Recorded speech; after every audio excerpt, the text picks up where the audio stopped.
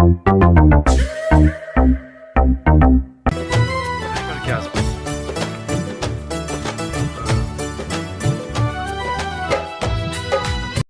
चिल्हाटी के शनि मंदिर के जो सेवक हैं वो हमको लेके 2001 में स्थापित यह जो शनि मंदिर है, इनके जो सेवक हैं हमको जानकारी दे रहे हैं कि यहाँ पर अरपा नदी के जो तट पर यह जो मंदिर है, यहाँ का जो शिला है, जहाँ शनि देवता जो हैं, यह जो पत्थर के रूप में यहाँ विराजे हुए हैं। दयालबंद में एक गुरु हैं जो ज्योतिष विद्या में पारंगत हैं। उनको स्वप्न में आया हुआ था कि अरपा नदी के इस तट पर शनि देव जो हैं उनको स्वप्न दिए थे, तब से यह मंदिर स्थापित किया गया है।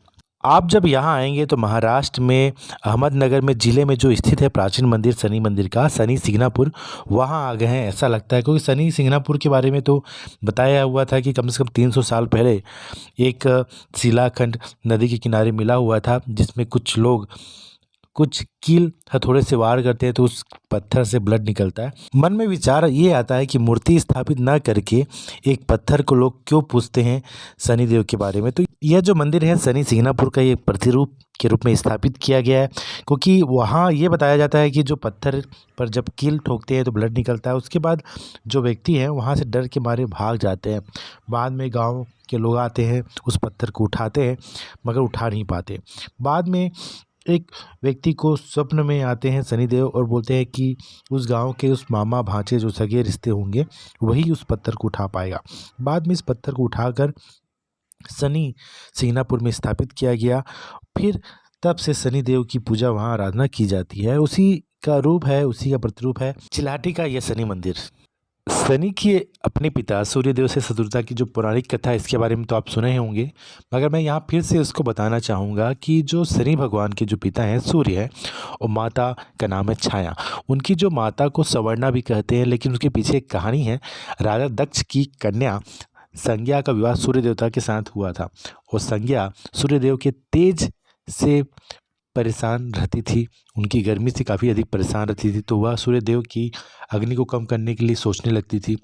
दिन बीतते गए और संज्ञा ने विवस्त्र मनु और यमराज और यमुना नामक 3 संतानों को जन्म दिया। फिर संज्ञा ने निर्णय लिया कि वे तपस्या कर सूर्यदेव के तेज को किसी भी तरह से कम करेगी, लेकिन बच्चों के पालन और सूर्यदेव को इसकी भनक ना लगे, इसके लिए उन्होंने एक युक्ति निकाली, एक उपाय निकाला। उन्होंने अपने तन तप से अपनी ही तरह की एक महिला को पैदा किया और उसका नाम सवर्णा रखा। यह संज्ञा की छाया की तरह थी, इसलिए इसका नाम छाया भी हुआ। संज्ञा ने छाया से कहा कि अब से मेरे बच्चों और सूर्यदेव की जिम्मेदारी तुम्हारी ही रहेगी, लेकिन यह राज सिर्फ मेरे और तुम्हारे बीच ही बना रहना चाहिए।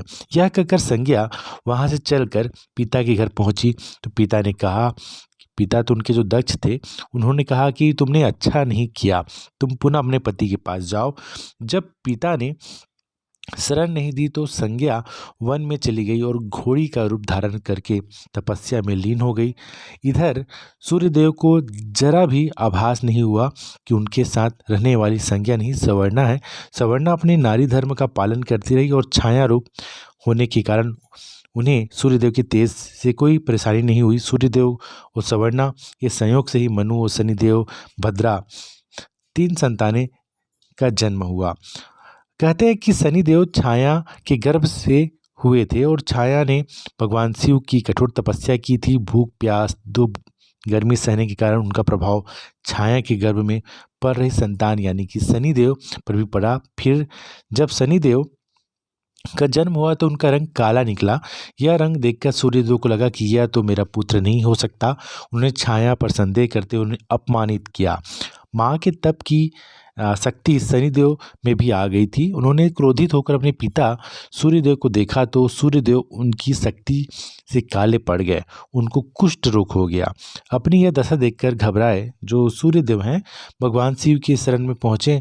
तब भगवान शिव ने सूर्यदेव को उनकी गलती का एहसास करवाया और सूर्यदेव को अपने किए का पश्चाताप हुआ। उन्होंने माफ़ी भी मांगी, तब कहीं उन्हें फिर से उनका असली रूप वापस होगा। लेकिन इस घटना के चलते पिता और पुत्र का संबंध हमेशा के लिए खराब हो गया। इसका देखा कि शनि के जो मन में अपने पिता के प्रति जो शत्रुवत भाव पैदा हो गया और शनि के जन्म के बाद पिता ने कभी उनके साथ पुत्रवत प्रेम प्रदर्शित नहीं किया। इस प्रकार शनि ने भगवान शिव की कठोर तपस्या कर उन्हें प्रसन्न किया और जब भगवान शिव ने उनसे वरदान मांगने को कहा तो शनि ने कहा कि पिता सूर्य ने मेरी माता का अनादर कर उन्हें प्रताड़ित किया है। मेरी माता हमेशा अपमानित व पराजित होती रही है, इसलिए आप मुझे सूर्य से अधिक शक्तिशाली और पूज्य होने का वरदान दें।